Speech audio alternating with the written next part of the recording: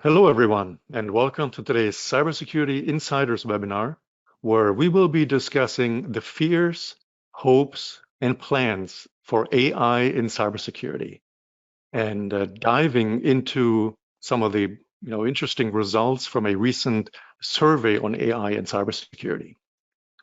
I'm Holger Schulze, the founder of Cybersecurity Insiders, a community that proudly serves over 600,000 cybersecurity professionals. Now, before we begin, let me share some quick housekeeping items. First, if you have any questions during the webinar, please use the questions window in your GoToWebinar control panel, and we'll answer your questions during the Q&A session later on.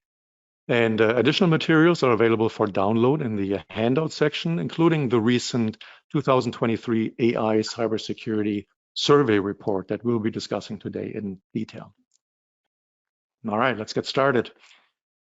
A new survey produced by Cybersecurity Insiders in collaboration with NDR, Arista Networks, and Zscaler reveals that cybersecurity professionals are both, deeply concerned about potential harm from, offensive and rogue AI, and at the same time they're eagerly, almost embarking right on very ambitious plans to integrate AI-enhanced cybersecurity tools into the heart of their own organization's cyber defenses.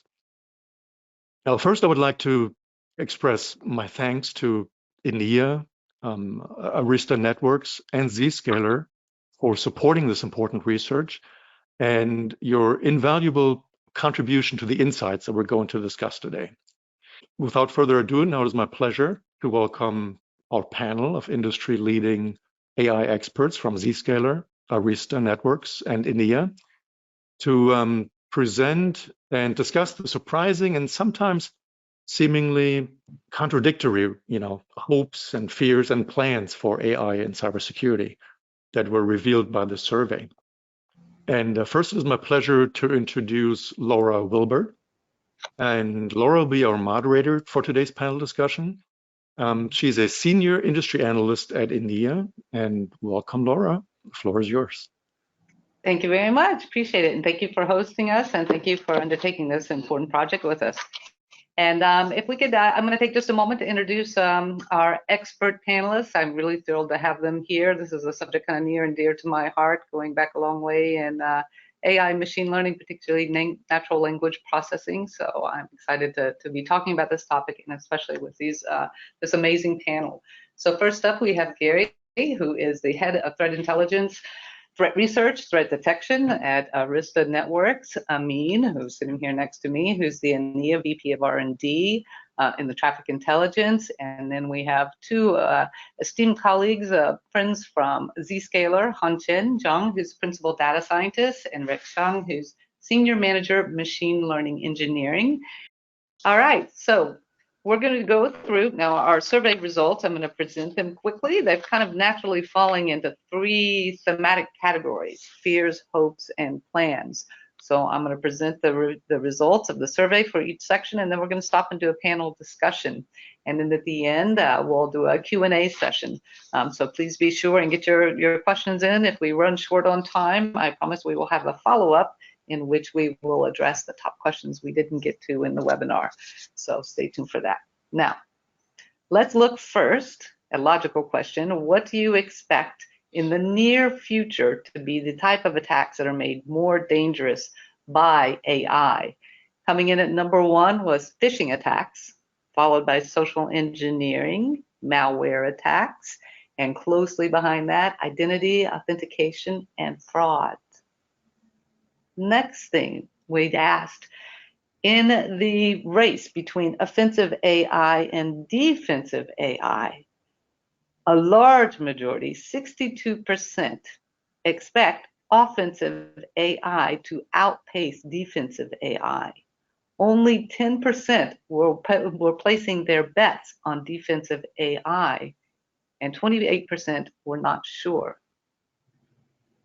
Next, we asked cybersecurity professionals, how close do you think the world is to having a malicious AI out there that can evade most known cybersecurity threats?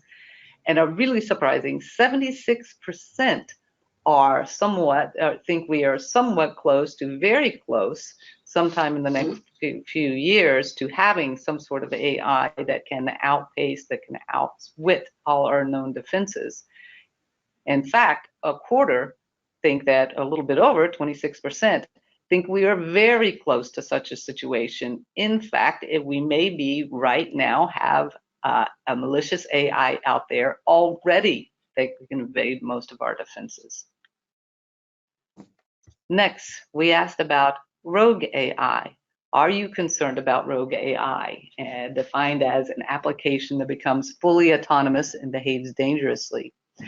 77%, the overwhelming majority, are somewhat to significantly concerned about this. In fact, more than a third, 35%, are significantly concerned. So, panelists, these results, this level of fear, even pessimism, was more pronounced than I was and that I anticipated. I would like to hear from you. Gary, maybe you wouldn't mind, if you wouldn't mind, talk to the second point that people brought up, which is this actually a very pessimistic view of offensive versus defensive. Would you mind taking that? Sure, if people wouldn't mind me fueling that pessimistic view. Well, we started off on a pessimistic. Yeah, I guess when I think about a pessimistic view, there's kind of to me there's a forward-looking element of that, but I can't help but starting with sort of the backward-looking view that fuels kind of my concerns here in this area.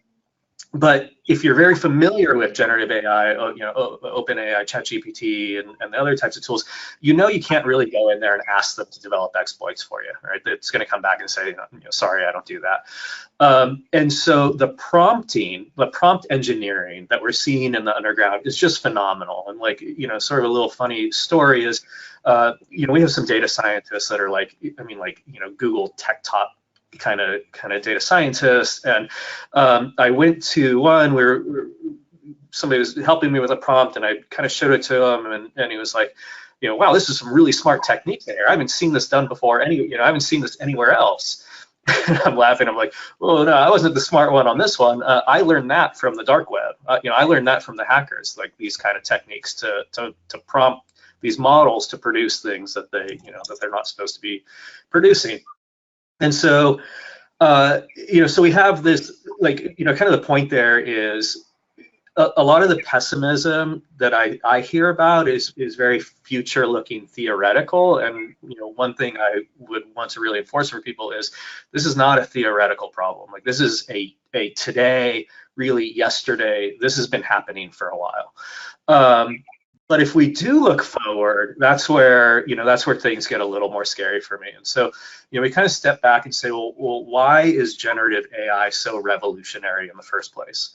And I'm sure the colleagues on the call here are already thinking, well, decoder only transformers and this elegant, beautiful math. And I mean, how many answers do you want to that question?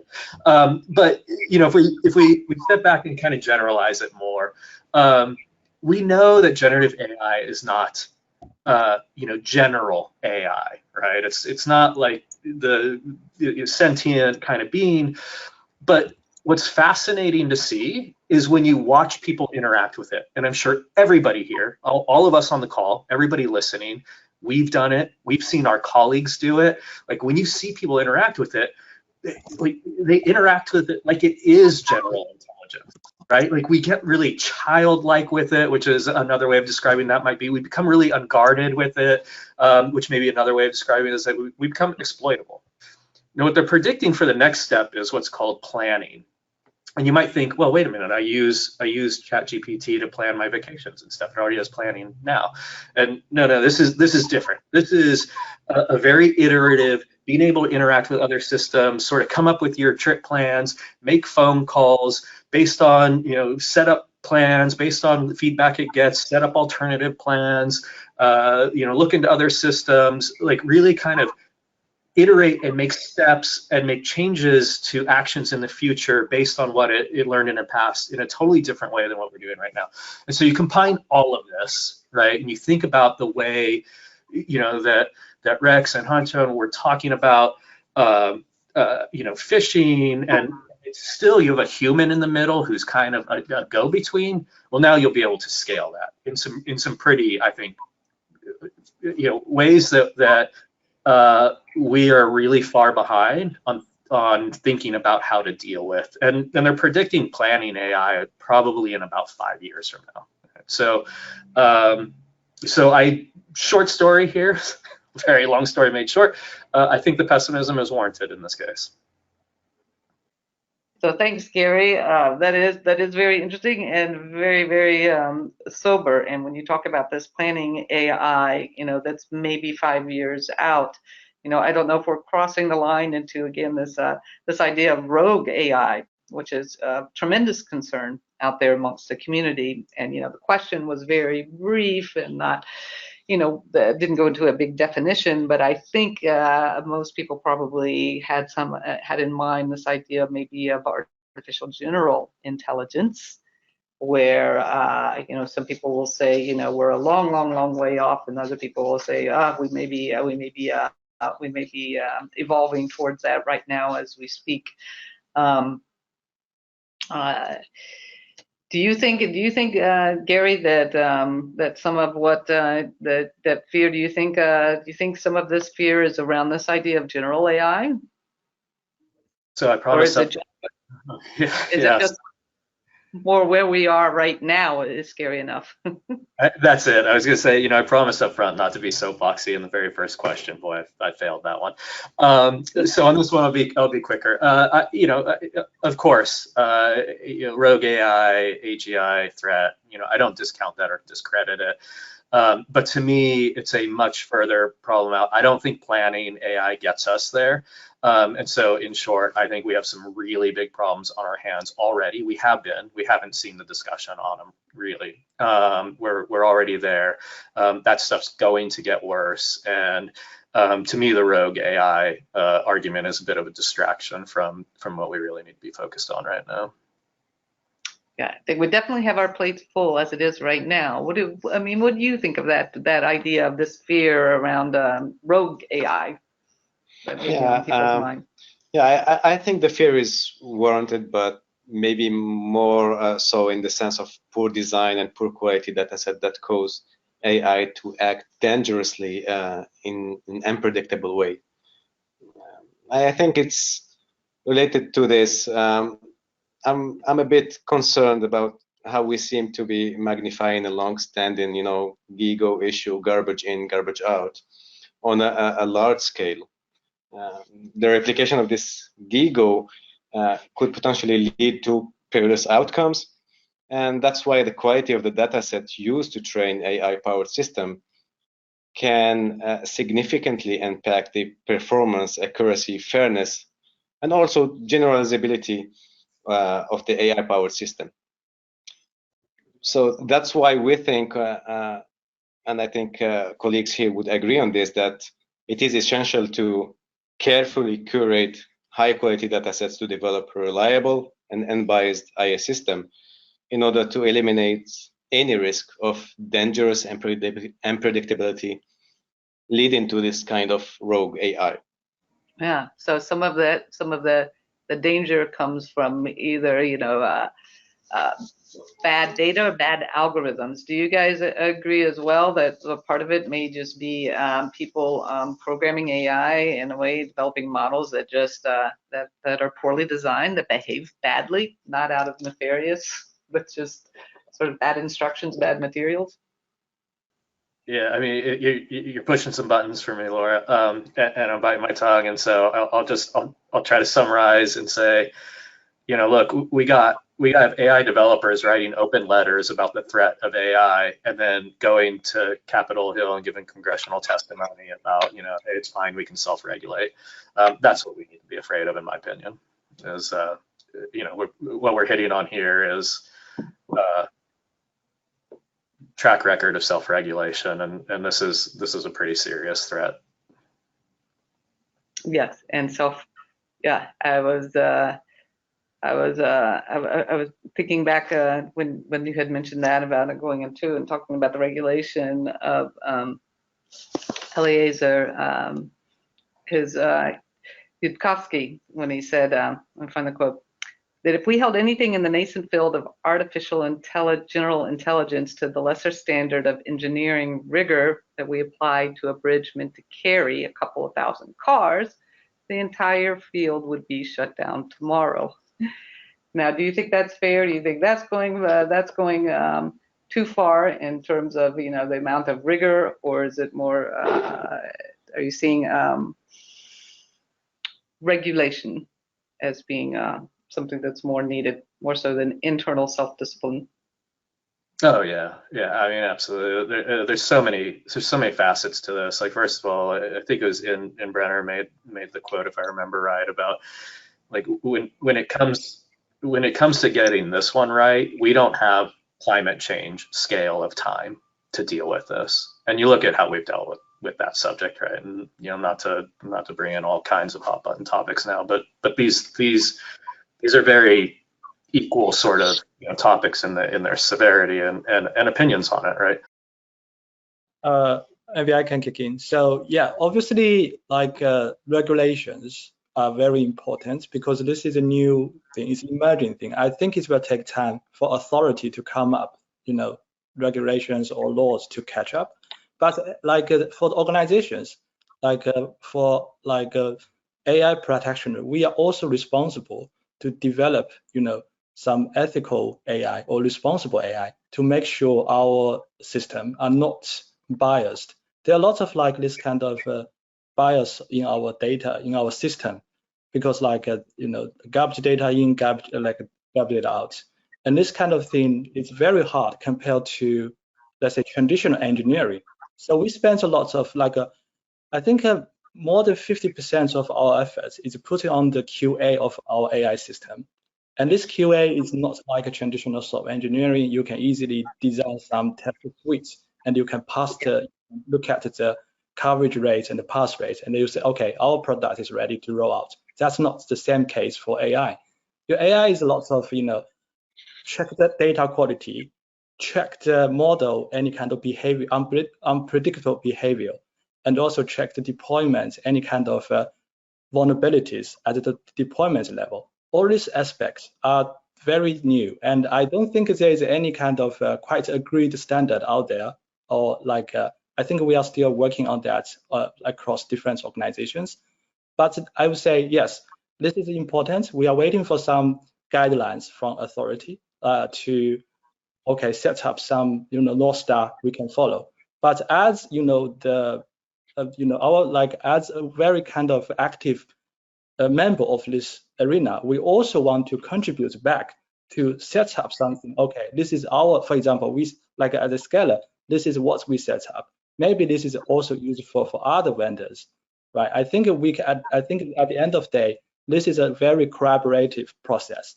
Together with all the authority participants, also even customers, together to design or come up with something which is happy for everyone. Not easy stuff. We could probably go on about this for several more hours, but let's stop and let's turn to the brighter side and go through some hopes that they have for what we can do, because you're all out there doing great things and stopping attacks every second while we're speaking, so we don't lose track of that. So let's look at hopes. Okay.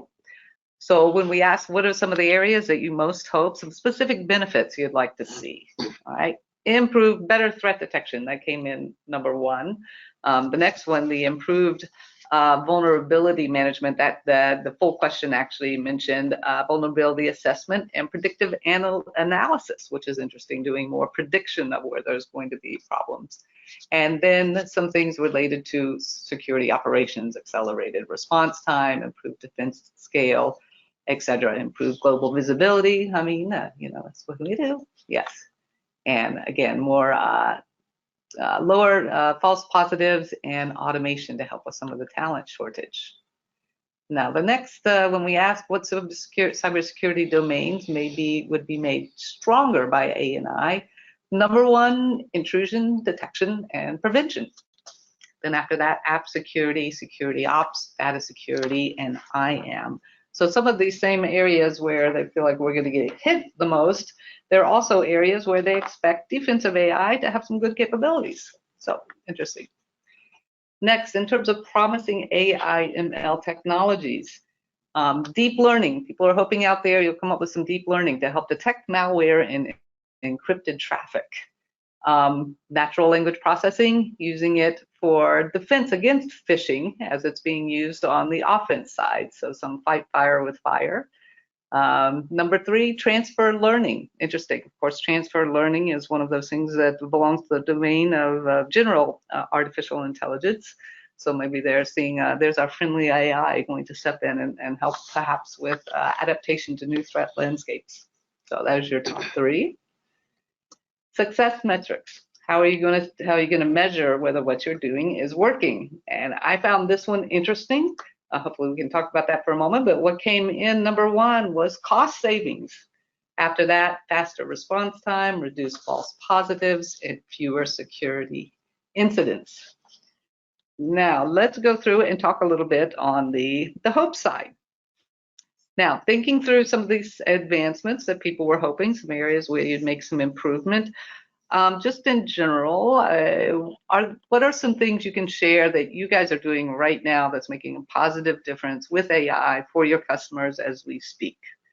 And do we have a volunteer who wants to go first? Amin, do you want to start the ball rolling? I can take that one.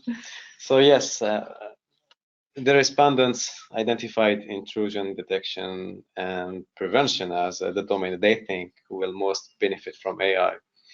And we agree on this one because this is one area where we are helping with today. So that's great that the poll gave this as number one, because just recently we have released the new Cosmos Threat Detection SDK, which incorporates core Suricata functions and combines them with our flagship deep packet inspection engine, the IX engine, to provide advanced IDS capabilities in an SDK form factor, which represent today a world premiere.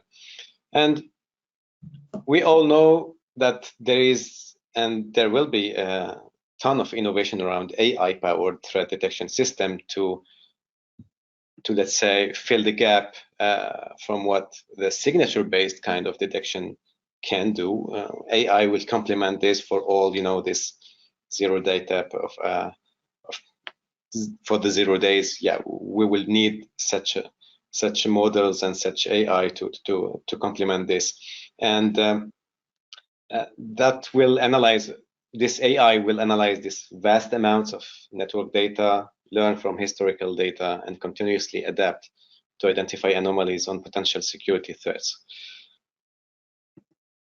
And where we jump in from a DPI point of view and from a threat detection SDK, so both engines we are providing to our partners, we're somehow building the foundation for this innovation around AI-powered threat detection by helping to cut the time, let's say, to cut the time to market and strengthen the competitiveness of our partners while building such new AI for threat detection. And we all know that's a need for today and for tomorrow. This is really expected to grow because we all know that security and threat detection based on signatures is good, but it has its limits.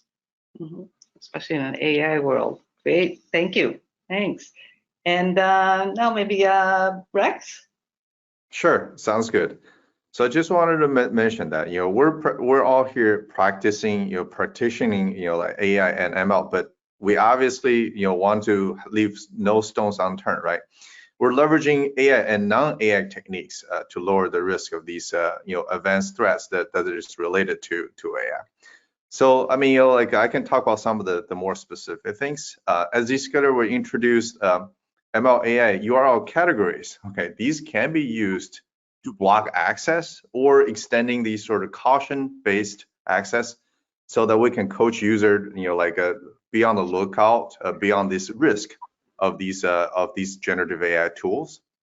And in cases, right, customer can choose to render applications in browser isolation. Okay, this is to prevent real phishing, sending out click on like phishing links that downloads malicious software. And also we can render AI applications in this browser isolation. We allow the user interactions, but restricting like clipboard use, so disallowing people like uploading or copy pasting code and sensitive information towards that, right?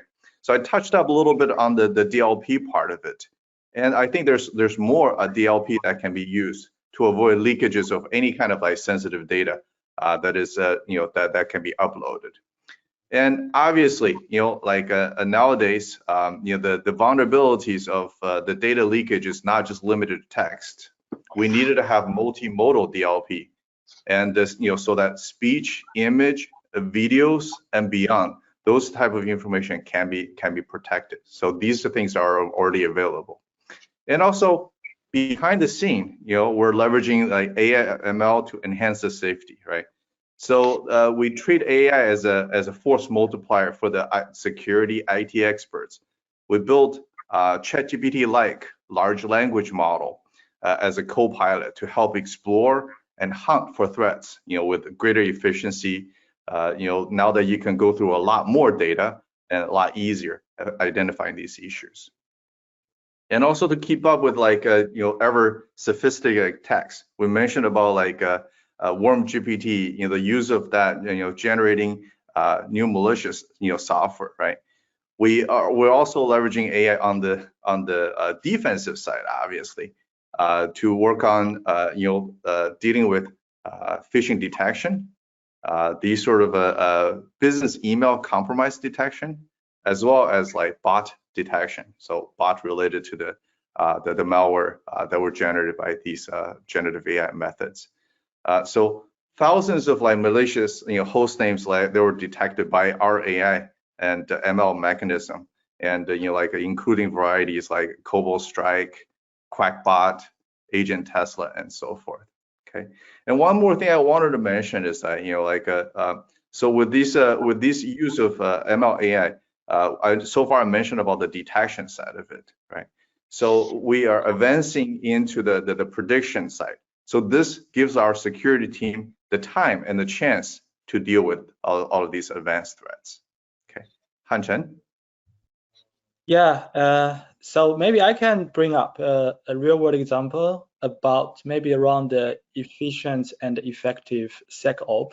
So it's like some feature we developed recently and rolled out as well. So we have one product called ZPA, which stands for Zscaler Private Access.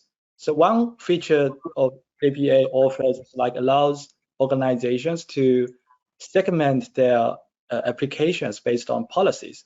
So this ensures that the employees of that organization only have minimum privileged access to the internal applications, and therefore this can minimize the internal attack surface. So for example, I'm in the AI and ML team. I don't have the access to finance or revenue data. So even my account gets compromised. There is no risk for gets that revenue and sales data leaked, right? So this is like a very important way to reduce or minimize the attack surface.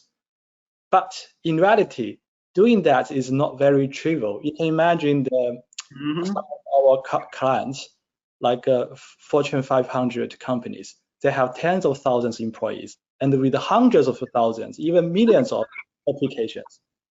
To going through, manually inspecting all the application and the employees' interaction between all the, between the employees and applications is very, takes weeks or even months of time.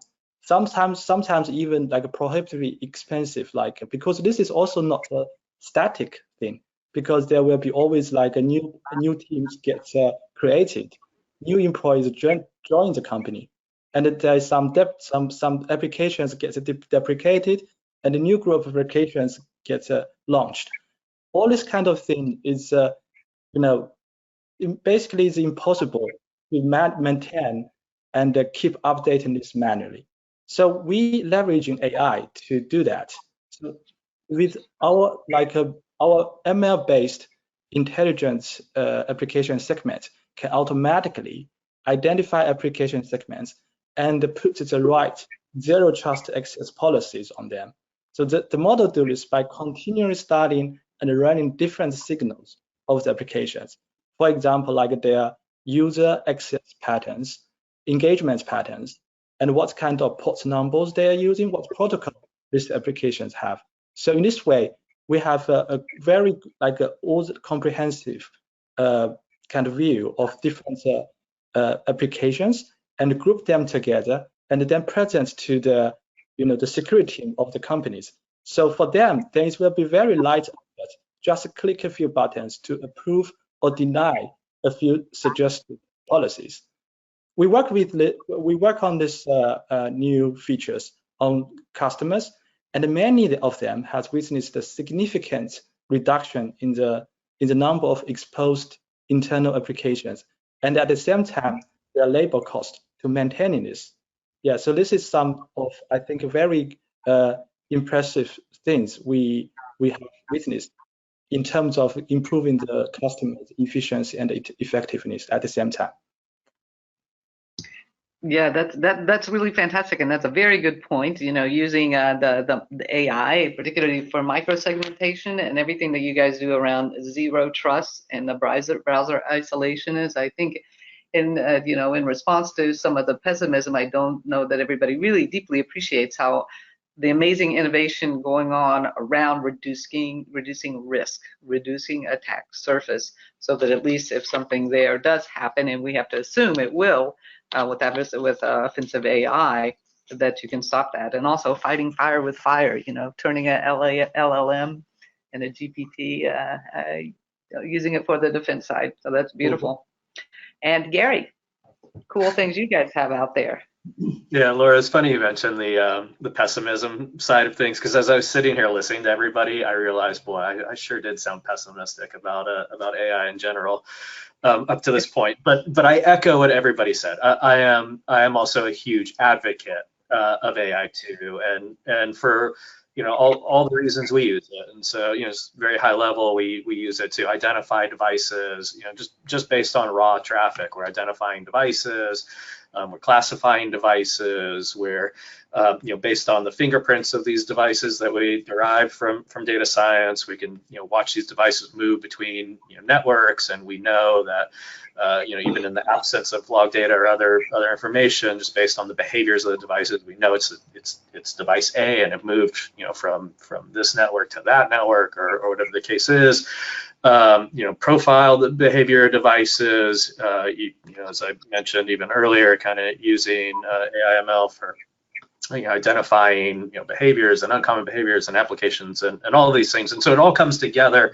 We have a really recent example, and I believe our managed detection service and IR team just recently gave some presentations on this. I hope so. But we found some ransomware actors or operators moving around a network, compromising their phone system and using that to pivot around the network, which you can imagine, no system really has built-in detections for something like that. And this is, clearly, the types of problems that I think well-designed AI systems excel at.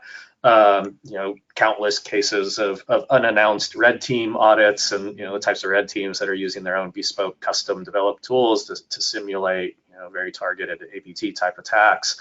And the thing that all these cases have in common, it's why you use NDR in the first place, is it's the last line of defense. Like, our job is to detect the stuff that all the controls all the prevention, all the everything else has missed, and we continually detect these breach systems that breaches do happen. It could be phone systems, it could be these custom developed tools, it could be the the folks in the underground using generative AI to develop custom tools. But we're able to do this again because of AI. So just totally echo what everybody else was saying. Yeah, absolutely. And I know you guys do amazing things with user and entity behavior analysis. The anomaly detection that you've been doing for a long time is superb. And both what we were talking about with the zero trust, the ZTNA, the micro-segmentation, that's, and the NDR, that's what we're seeing as well with all our technology partners. It's both NDR, ZTNA are both so super critical, both for AI and being able to find that point where you can both come and find what's really going on and very subtle detection of what's happening, and at the same time minimizing the attack surface and what damage can be done is super important, as well as just fitting with everything shifting to the cloud and everybody working everywhere and every kind of device on the network. So you guys are working right on the pulse of I think some of the technologies that are making the biggest difference right now in fending off offensive AI attacks. Plans. Now let's turn forward and see what people have in the pipeline, what they're thinking now that we know what they're afraid of and what they're hoping for. Now, interestingly, first, in terms of where people are in their maturity level, essentially 2/3 pretty much have nothing in place. They have no implementation, no strategy in place, or they're just beginning to formulate their strategy. I'm sure this is key too to a lot of size. So there's like 5% maybe out there that really have a very well integrated, well thought AI strategy and have full integration into the processes of AI enhanced defensive tools. So, but 2/3, 61% are very early, just beginning. Current uses of AI, getting back to what we were just talking about, that advanced threat detection and network detection and response, the ones that do have some AI and ML already deployed, the number one is using it for anomaly detection and network monitoring. And of course, for Amin, our group uses ML and AI for that network monitoring classification.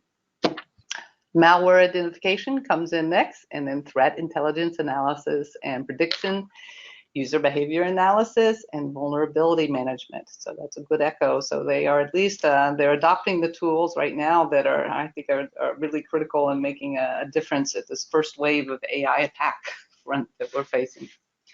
And budget plans.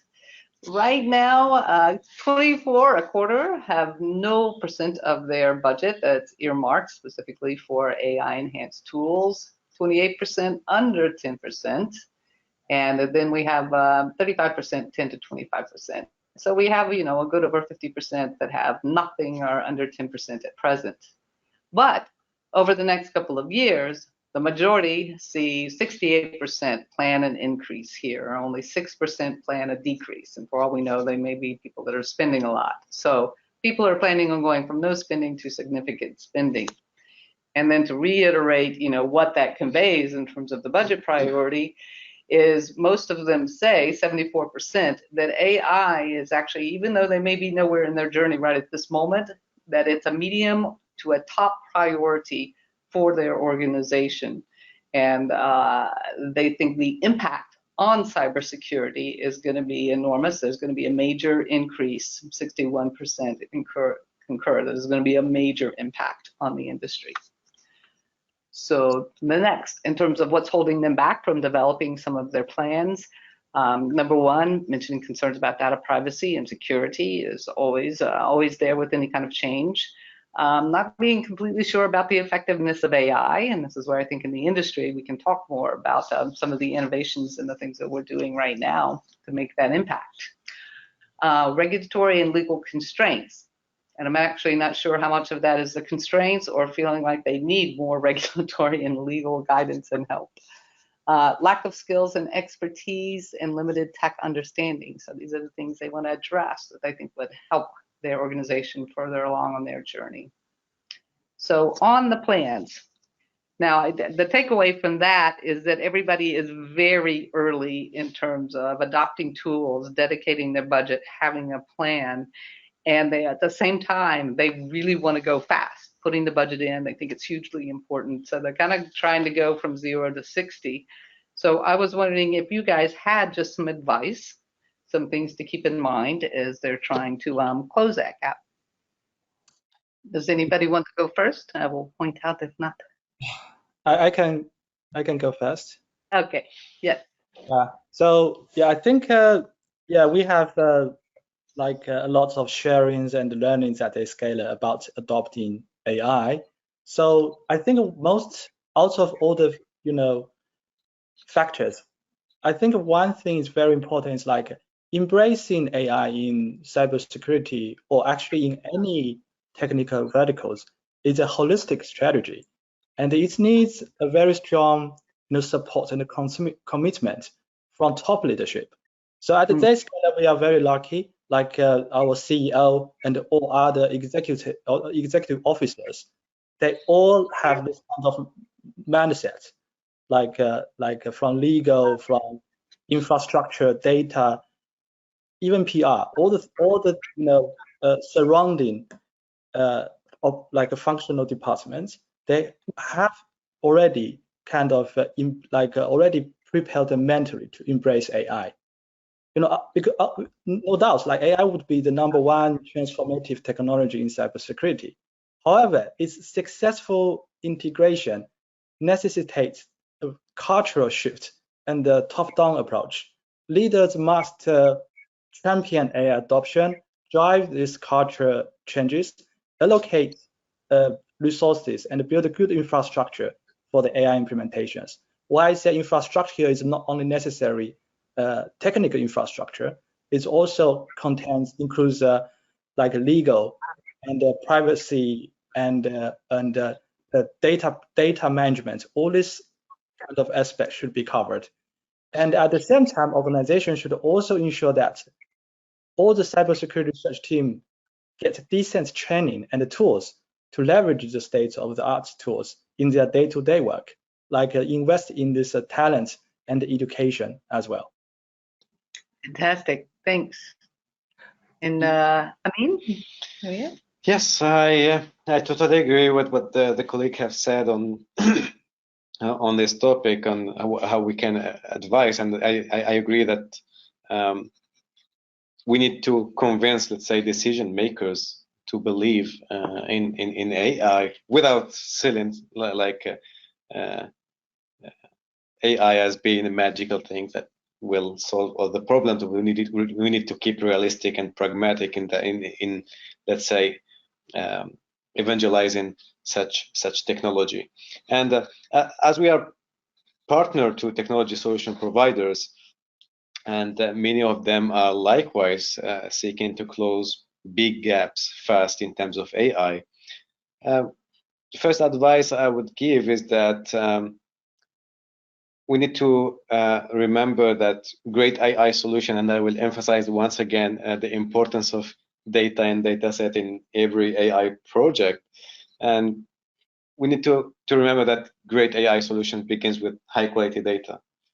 And in our case at INEA, our partners trust us to deliver such quality data that is accurate, comprehensive, relevant, and also in real time to meet their performance needs.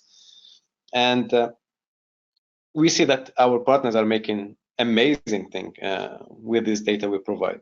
So yes, first thing,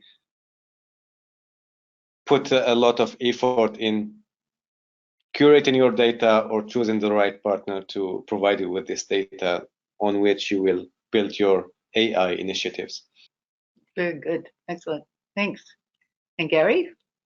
Yeah, I love listening to that, everybody's answers, because it made me realize I was thinking of, I think, similar issues, but from a different angle.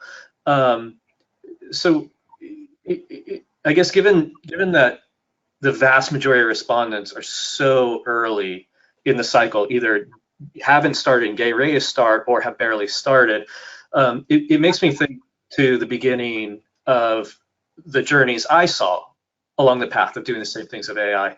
And by the way, I should mention the way I was thinking about this from a different angle is, I guess I was thinking about it from the angle of organizations kind of buying the, I think it was said, the magic AI solution, right? When you look out in the industry, there's no shortage of magic AI solutions, and thinking about, okay, well, how do you cut through the noise and really evaluate solutions like this? And anyways, that's what got me thinking about, to the beginning, kind of my journey on this path. And so I had the fortune being the first, good fortune being the first employee at the EDR company that has been credited with being the first to do malware detection at scale using very formal neural networks, AI. That was more effective than AV. It was the first one to be more effective than antivirus, and sort of, I think, largely led to the launch of the EDR industry. And one of the things that we ran into was creating these detections or producing these detections that were more accurate than we saw in any other malware identification technology. But explainability was a really big issue for us at first. And so we detect something and tell you, hey, this is bad. And then the user goes, okay, what is it? And we go, it's bad. All right, is it spyware? Is it adware? Is it malware? Is it, what kind of ware is it? Ransomware? And we go, we told you it's bad. And this is 2012, we're over 10 years ago at this point.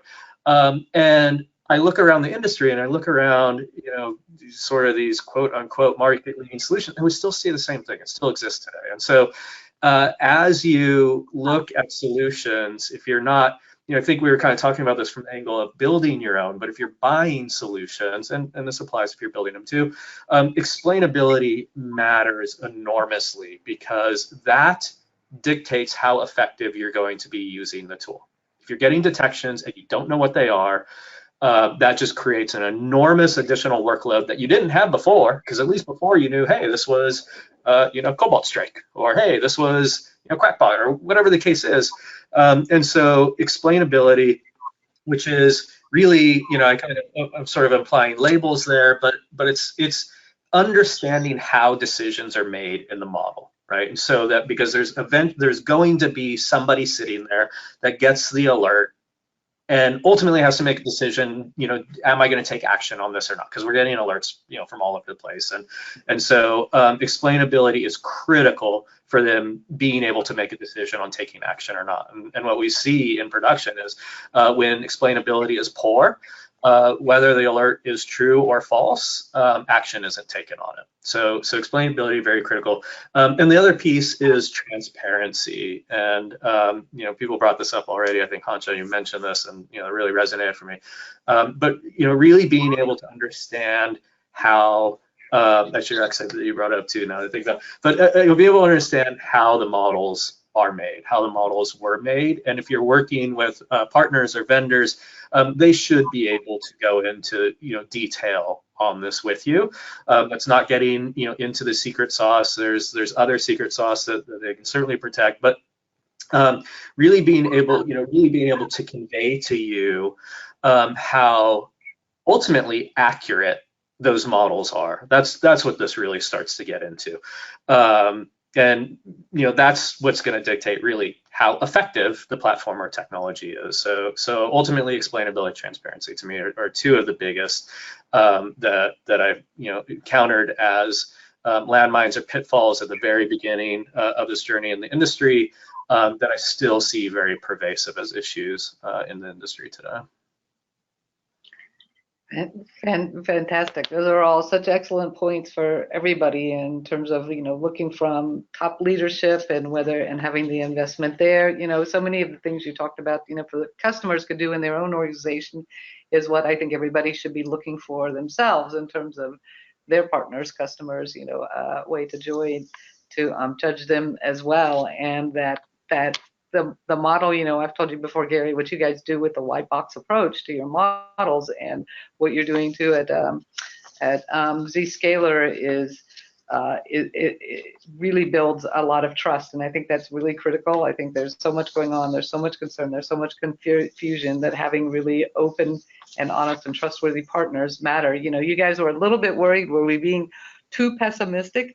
But you know, to my mind, I think that that's a good sign of a good partner, to acknowledge that these concerns are real, these fears are real. This is a fastly accelerating, very quickly moving terrain. The customers have a lot of concerns, and what they need is people to acknowledge that and to say, okay, this is real. Here's what we do. Now we're short on time. Didn't want to cut off the great discussion. We have probably time for just a couple of questions. And as I mentioned at the beginning, I knew we'd have lots to talk about, so I will do a follow-up piece on Q&A. But Holger, if you wanna at least tackle a couple of questions, and then we'll follow up with our audience from there. Yes, absolutely. Thank you, Laura. Thank you, panel. That was excellent, by the way. Excellent discussion. But before we dive into the questions that are coming in, just a quick reminder, quick note to our audience. We would like to hear from you. So if you have any questions, anything that you'd like to ask our panel, please type them into the GoToWebinar questions window. And so this is a great opportunity to tap into the expertise that we have here on the panel today. All right, so let's start with perhaps questions around predictions, right, on the future impact of AI. And one of the questions that came in actually from different folks in our audience is, what is your outlook on AI and cybersecurity over the next, say, 5 years? What will we see that's different from now? So I guess I'll jump in first. I'm sure everybody has opinions on this one or thoughts on this one, and it goes back to something I was talking about earlier, and sort of that step function evolution of the way AI has been evolving and applied. The class, what is called, we were calling classification. Is this thing good or bad, or what is the object in the picture, and as it applies to cybersecurity, right? It's, of course, what is the thing? What's identity? Is it bad? Is it good? What is the behavior? Who's the person? Things like that. And then we kind of evolved into generative AI, the generation, and I think my examples, that's where I got pessimistic. I think the offensive use of that technology is far outpacing the defensive use, but I am optimistic about the future. And when we get into planning, because when you get into that what we were calling planning earlier in the conversation, that's where you start getting into really what investigators and analysts and the people who come in and have to do all the work during a breach, which is when, again, all the controls, all the prevention, all the segmentation, all the detection, everything has failed. And we have some huge headline examples of that, even within the past few days, couple weeks. And so it happens in organizations using very sophisticated platforms and technologies. That planning, I believe, will have the ability to take what people are doing manually post-breach and move that into more of a real-time function. And so I'm actually very optimistic about the future of AI in security, its application, and its impact on reducing risk and threat to organizations. I share a very similar view as Gary. Obviously, I don't know. It's hard to say what will be definitely in the future, but I'm anticipating a few key trends which will reshape the landscape.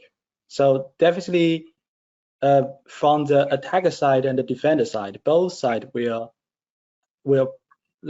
intensify their deeper exploitation of AI.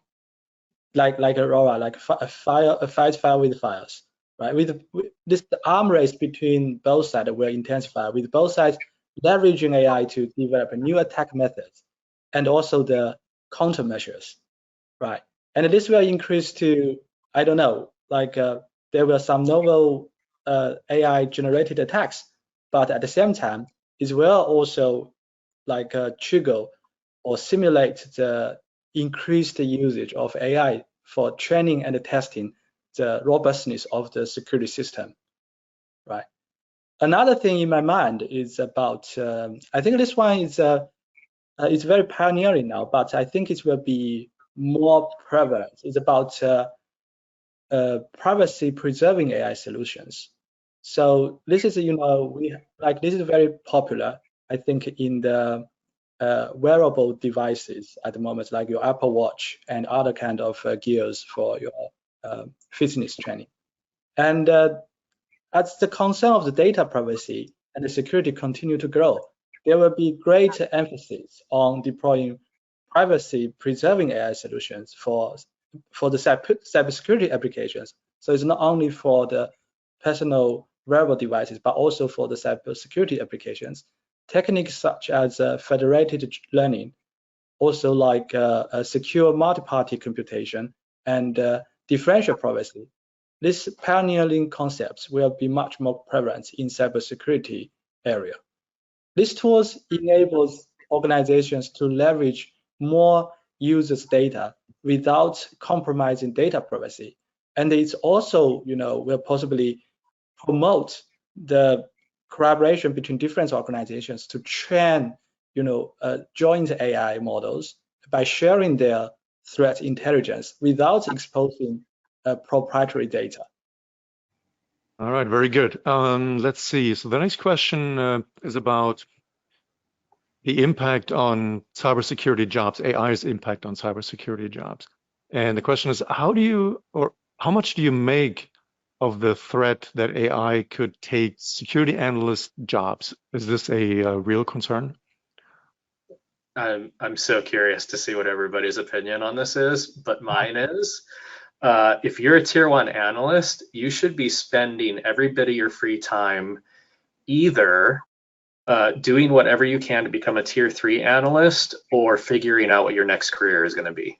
And it's not only roles like that. I mean, we think about auditors, and for the same reason insurance companies want self-driving cars, because they make fewer mistakes than humans, and by analyzing all the data in real time and sort of identifying risks and changing course and etc. Like, I think there are so many roles in cybersecurity that are, for a variety of reasons, almost compelled to be replaced by AI, especially when we start getting into that planning sort of AI capabilities, or even just much more advanced generative AI.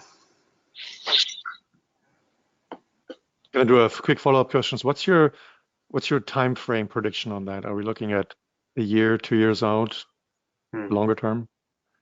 I think that there's certain types of roles that generative AI could potentially begin to. I'm a little more again, pessimist. I don't think generative AI by itself is going to replace a lot of roles. I do think generative AI, if you've used it enough, you know that if you're not a domain expert, it looks really good, but if you are a domain expert, a lot of the information you get from it is not that great yet. I think even when it gets great, it'll be more to augment folks. But I do think the next evolution after it, which again is kind of being predicted within the next 5 years, and it seems like a very reasonable prediction to me, that we will absolutely see some larger scale replacement of roles. Thank you, Gary. Yeah, that makes perfect sense. A somewhat related question is the next one that came in. How will cybersecurity researchers work in the era of AI? Will AI technology pose a threat to the cybersecurity researchers profession? Panel? Yeah, I can take that one. So I'm completely with Gary. I don't believe AI technology is going to replace cybersecurity researchers' jobs. Actually, I think the integration of AI is likely to create new opportunities and make the cybersecurity jobs much more interesting, right? These security researchers, they possess a deep understanding of the threat landscape, attack techniques, and the very niche nuances of cybersecurity. They can think critically and creatively to anticipate new threats and devise innovative defense strategies. AI is expected to, like Jerry mentioned, augment their capabilities by automating some tedious and repetitive tasks, and enable them to focus on more complex and strategical aspect of work. And at the same time, I'm working with security researchers on many projects. During the developing, training, and maintaining AI models, I need their domain knowledge, because this is their voices are very important in terms of selecting the right training data, if the fine tuning is effective or not so good, and also to ensure the final delivered AI system is robust, unbiased, and resistant to adversary attacks. All this kind of, along the whole development life cycle, from the data, data collection, feature engineering, model training, and the final QA, all the steps, you need this domain knowledge from the cybersecurity researchers. And at last, these cyber threats are not static. It's continuously evolving. You cannot say I trained the AI and work forever. There's no such kind of magic things over there. So with attackers constantly devising new techniques and tactics to exploit vulnerabilities of your existing model, the security researchers are needed to stay ahead of this development and adapt AI models accordingly and develop new countermeasures to address emerging threats. So yeah, so in conclusion, I think AI is expected to be complementary to enhance the work of the security analysts or researchers rather than replace them. And by automating this routine task and providing some quick and useful insights, AI can help these security analysts to focus on more creative, strategic work, and it will make I think it will make their life easier. That's what I'm anticipating. Yeah, so I want to say thank you very much to everybody here for participating. Thank you, Gary and Rex and Hanjin and Amin and Holger for orchestrating the study as well. I think this is a really important topic, and I'm really glad that you guys were here to be able to share your insights into these very real concerns that are out there amongst the cybersecurity professionals on the front line, but also to share with them a lot of the innovation that's going on right now, which I think is really mind-boggling and really encouraging as we look towards the future. So, my money's on you guys. I think you got this. And thank you very much for sharing and for the questions. Again, I promise we will do a follow-up and look through and see the top questions that came in, and maybe we'll have a chance to get back with each of you and put something together for the audience. Now, here's some links where you can download some more information on some of the products made by the companies that are here today. And then you'll also receive an email. With the email will be the report that you can download, and there'll be a link to the on-demand webinar coming soon. So thank you very much, and we'll see you again soon.